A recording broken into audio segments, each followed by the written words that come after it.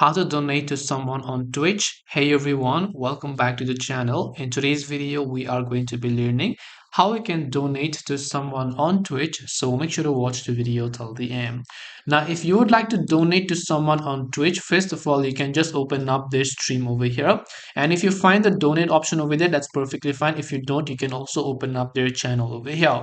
Once you open up their channel, there are many ways to donate. You can send them a gift, you can subscribe to their subscription. Depending on what you'd like to do, you can just click the subscribe option over here, and over here you should be able to see whatever else you'd like to actually gift. So under it you can say gift a sub option, so make sure to click on gift a sub, and then here you can say gift one sub, which is like value of $1.50. You can see gift five subs, $7.50, depending on what you'd like. You can simply give them a certain value once, and once you have done that, you'll be able to complete your purchase, and then they will be able to get the donation. This way you'll be able to donate to someone on Twitch.